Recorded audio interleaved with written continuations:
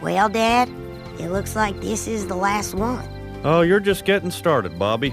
You'll be grilling your whole life. Hey, hello, how do you do? Shady Doorags here. What, you thought I was done? I said I was gonna milk this series. I can't do that if I just make one video. Last time we reminded ourselves of where everything began. And today, we're gonna do the same with where everything ended by taking a look at what was once the final episode of King of the Hill, To Sirloin with Love. That way, once the new season releases, we'll all have a good idea of where everything left off of, and thus, we'll be able to nitpick the crap out of it properly. By the way, for some strange reason, Hulu thinks the episode Just Another Manic Con Day is the final one. Maybe it's a production versus release thing, I don't know, but it's very misleading because To Sirloin with Love was obviously meant to be the finale. The episode starts at the Hill House where Hank and Peggy are eating breakfast. Pajama slide!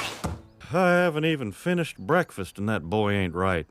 He said the thing. Peggy lets Hank know she has plans later, meaning the men will be left alone tonight. This news upsets Hank as he feels he needs a buffer to deal with Bobby, which I find is really strange. I know Hank and Bobby are polar opposites in a lot of ways, but I've seen too many moments of them bonding to think Hank can't handle a single night alone with the boy. I hope we play Scrabble. I will be unstoppable with my two-letter words. I was gonna make a joke here about how normally long words are how Scrabble is won, but a quick internet search revealed that a strat in the game is to not underestimate two-letter words. Later, Hank talks to the boys, and Lucky, do we consider him one of the boys now? I mean, he is in the alley drinking. Yeah, he could be one here at least. Hank talks to the boys about possible activities he could do with Bobby. Well, what about going out to a movie? He likes to whisper at me. Guilty as charged. Yeah, I know I'm not helping with the stereotype, but I do legitimately find it difficult to shut up whenever I'm watching something. You think this channel is a coincidence? I like talking about media, even when it's playing right in front of me. This is one of the reasons I try my best to watch movies in empty theaters. I say you take them to dinner. There'll be people around. You can talk to the waiter. You have options. I mean, Hank, you don't have to do an activity with Bobby. You two could just stay away from each other the entire night. Don't get me wrong, I think you should do something with him. He's your son after all, and you shouldn't be trying to avoid him. But I'm just saying, nobody's forcing you two to hang out. Hank decides Dale's idea is good enough to try. Huh, there's a string of words I don't often say. That night, he takes Bobby out to a new steakhouse. So, how's school? Fine. How's work? Fine. You ask Hank about work, and he doesn't immediately go on a tangent about propane and propane accessories. Jeez, this feels really forced. I guess I can try to justify it if I think of it as Bobby and Hank have done this song and dance so many times that it feels like there's no point in trying anymore. But even that doesn't really do it because, again, there are episodes where the two do manage to successfully bond. Hank and Bobby's meals arrive, but Bobby immediately has complaints. Excuse me, sir. These should be prime, and this isn't the marbling for prime. Bobby, what are you doing? Don't insult a man's steak without tasting it. You'll get us killed. And this bone is so big and flat. Everybody knows the tiny bone side of the sirloin is the most tender. I'll go get my manager. Wow, Bobby, you sure do know your way around a steak. Well, that was quite the switch up there, Hank. Bobby's complaints catch the ear of the customer at the next table over Roger Stiles. He explains that he works at Highland County Junior College and also coaches the school's meat examination team. They compete by judging cut and quality of meat. I come here every night looking for the missing link to our team. See, we're all book learning. We need passion. Oh, my goodness, that is so real. You guys ever come across someone who heavily studied a subject, but you can tell they have no natural knack for it? I once saw a quote-unquote gamer who missed the most basic signs of a video game giving them hints on what to do. Imagine my shock when I found out they had a degree in game design. Dad, why didn't you tell me about any of this? Because you're never interested in anything good. Okay, what is with this episode? Why is it acting like Hank and Bobby have never bonded over anything ever? Remember gun shooting? The Propaniacs? What about turkey carving? How on earth can Hank possibly say that Bobby is never interested in anything good when there was an entire episode dedicated to Bobby's interest in football where Hank specifically was helping him get invested? I get that the episode wants to start by reminding us that Hank and Bobby often have trouble bonding, but it has gone way too far. This isn't just asking us to ignore a single moment in the past. Bobby and Hank finding common ground with each other is a major reoccurring plot throughout the show. The finale should be culminating all of those experiences together, not acting like they never happened. What do you say, Bobby? You ready to take raw meat to the next level? Wait, this is a college team. Doesn't one have to attend said college to be able to join it? Can I join the team? I have been waiting 13 years for you to ask that. Yeah, except Bobby has joined multiple teams. Shoot, Bad News Bill, the episode where Hank wanted Bobby not to join a team, was this season. Is it already time to sign up Bobby for another season of baseball? Or maybe this is the year we forget to. Side note, for those of you who think Angry Shady is best Shady, just wait until I review Bad News Bill. I recently watched that episode for the first time, and good golly goodness, that might just be my most hated King of the Hill episode ever. Later, Bobby begins demonstrating his abilities to the rest of Rainy Street. Who knows where this could take him? Oh yeah, real far. He'll be able to skip a semester in hamburger school. Yeah, this talent is a party trick to nowhere. Why are y'all so mean? There's no reason for it. Like the gall you must have to be able to say something like that about someone who is giving you free food. And no, I don't want to hear it. Khan has manic depression as an excuse. He's on his meds and Min is doing the exact same thing. Nancy asks Bobby where he got his knowledge of beef from. This prompts a few scenes of Hank teaching Bobby meat facts throughout his life. As far as I can tell, Bobby's talent with meat has been absent until now, but if this is a retcon, it's not too huge of a leap since it's been shown in multiple episodes that Bobby is fascinated with food in general and that he's extremely good in the kitchen. Given that, and the fact that Hank is his dad, it's completely believable that Bobby would have this talent, even if it doesn't make much sense that he hasn't shown it until now. I guess it just came naturally. There's a part of me that's disappointed that Bobby didn't recognize that Hank is a major reason he knows so much about meat, but at the same time, that response was exactly what Hank wanted to hear, so I can't help but smile. Later, we see Bobby head to his first practice session. My name is Njorl, Norway exchange student. He did it. I don't know what he did, but he did it. I'm Lucy. It's so super great to meet you. You're totally gonna be better than our last guy. She also did it. I can feel it. This kid's a prodigy. I'm freaking out, guys. I'm freaking out. Yeah, it would be too on the nose if he did it. He'll probably be the red herring. We transition back to the Hill House where Hank continues to take pride in Bobby, who is following several cliches of being on a team. And Coach gave me this DVD. Do you want to watch it later, Dad? Bobby, I would love to watch Slaughterhouse with you. This is a contrast from earlier where Hank didn't want to do anything with Bobby, specifically listing watching movies. Time passes and eventually Bobby and his team go to regionals. Before the competition starts, Bobby hypes up everyone about getting first place, even though the team only needs fourth place to qualify for the state championship. As the event continues, Bobby demonstrates that he's a major asset, with his contributions getting his team to second place. One final question gets asked of the competitors, and they're required to send one person in to answer it. Who do we send? I suck at muscling today. Bobby? Bobby. I got this. Which of these carcasses has the most muscular round? Number 2.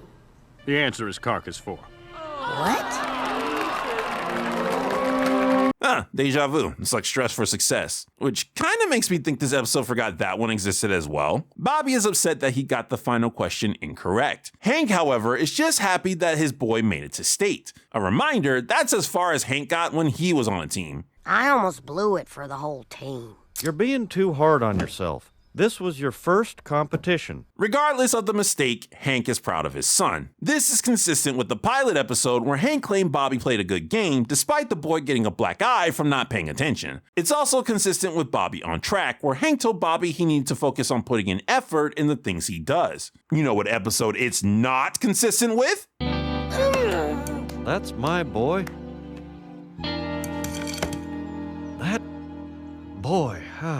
Focus, Shady, focus. Bad News Bill will have its day. Bobby goes into practice the next day, but he's immediately met with hostility from his team. Well, if it isn't little Grizzle. Go back to the meat you know. Hot dogs and bologna. Yes, Bobby screwed up and he should be embarrassed. And yes, we would replace him if we had time. But he's still a part of this team. What the crap? Where in the Merida's frizzled hair did this come from? I mean, it makes sense that the team would be upset that Bobby made a mistake, and I could see them pressuring him to do better, but why do they want him straight up gone? One mistake shouldn't cause that. The Glasses dude literally admitted that he was doing poorly during the competition, which is why the team chose Bobby for the final question in the first place. In fact, Bobby was the one who hyped them all up about winning. Before that, they all just wanted to make it to state, which Bobby helped them do. All we have to do is get fourth place to qualify for the state championship.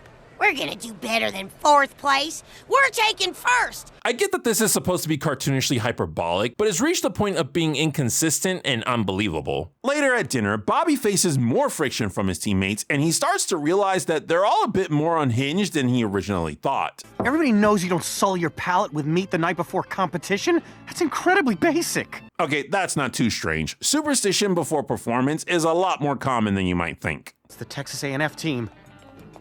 Let's stab one in the restroom.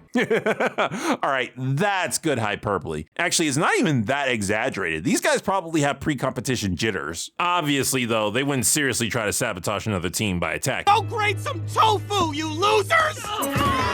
He just threw pepper in their faces. Holy dodongos, what? Dude, they're stealing a team's mascot and then there's assault. What is he doing? Thinking like a champ.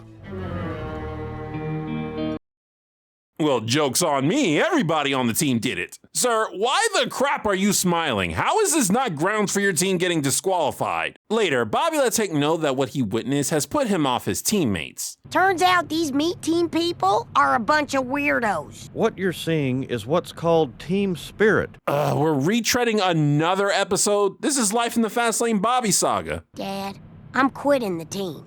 What? No. Wow, this is exactly like Life in the Fast Lane Bobby saga. Well, I'm going to support this team whether you do or not. When Hank Hill reserves a seat on a team bus, he is going to be on that bus. That rubbed me the wrong way. I know it's a Hank loyalty thing, but it really comes across like he cares more about the event than he does Bobby. So Hank proceeds to head to the tournament without his son. He just quit on me, Kaylee. He thinks all these people are crazy. Can you believe it? Sad. Their school has cheerleaders, and they sent them on this trip? Also, there's only like 2 of them on that bus. Is that a thing with cheerleaders where you just send a fraction of the squad? Nani? Y'all won't be going anywhere today, least of all the state championship. Are you serious? What is wrong with you people? Knew this was gonna happen. Makes a perfect sense. We are going to take state championship from them. We must be hijacked. See, the fact that both teams resort to sabotage and expect each other to do so implies stuff like this happens all the time. How on earth are there not cheating regulations for this competition? Y'all could kiss state goodbye.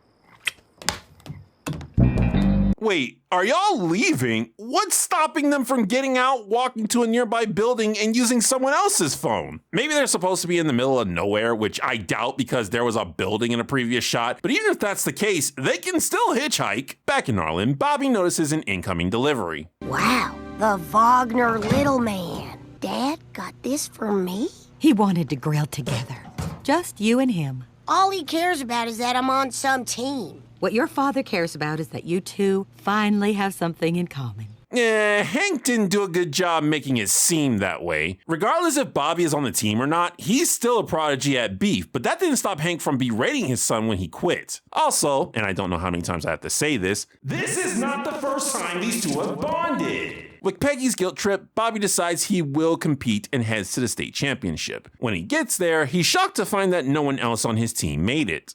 Are you in or out? I'm in. All in. Every event. I appreciate the hype episode, but this moment would have had more weight to it if we saw Bobby struggling a bit more with the various topics. Or if there was some comment beforehand about how important it is to swap out players. As far as the audience's perspective goes, Bobby was always the best person to put in every event. Back with Hank. We thought we lost you. This is a stupid place for a meat tournament.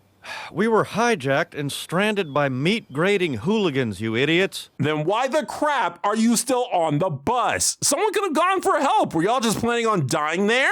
Everyone piles into Dale's van and they book it to the tournament. Boomhauer gets a call from Peggy, who informs Hank of Bobby's change of heart. Bobby's at the tournament. He's competing right now. Oh no! He's gonna ruin everything! Despair for me? He's saving your hides right now. Doubtful. He's terrible. No, seriously, what is wrong with you people? First of all, it was established that Bobby's skills are so top tier, you all momentarily felt you were inferior to him. Second, even if Bobby absolutely sucked, him competing gives you guys a better opportunity than you forfeiting because you're a no-show. There is no situation where y'all have room to complain about Bobby being there. What is the deal? Hank learns from talking to the team that Bobby was not exaggerating with how weird they all are. If anything, the boy was underselling it. This moment should prompt Hank to apologize to Bobby later, but that doesn't happen for some reason. There's a montage of Bobby absolutely crushing it in the contest, and he's able to do so well that his team makes it to the final event. Right as it's about to start, Hank and the rest make it inside. Thanks for somehow not screwing things up, but now is the time when you choke. Step aside. Why? It's not that they're mean. That alone is frustrating in itself, but it's not what's driving me up a wall. It's that they're all so doggone stupid. Bobby single-handedly got them to the finals. There's no reason to think he's not capable of bringing it home. Okay. Well, at least he said the thing. It's perfect. This is the marbling of your fantasies. They just want us to think there's a flaw. Dad, I think I saw a flaw. Are you sure? Yes, I am. Then it's time to speak up. I get the emotion they're trying to make me feel, and I am absolutely feeling it, but Hank's line could have had more build up to it. There's no part in the episode where someone told Bobby he needed to know when to speak up. Prime? Prime. Hardbone! If you look closely at the chine button of the 13th rib, you will see it has begun to ossify. Again, hardbone. Correct. Heimlich County is the new state champion.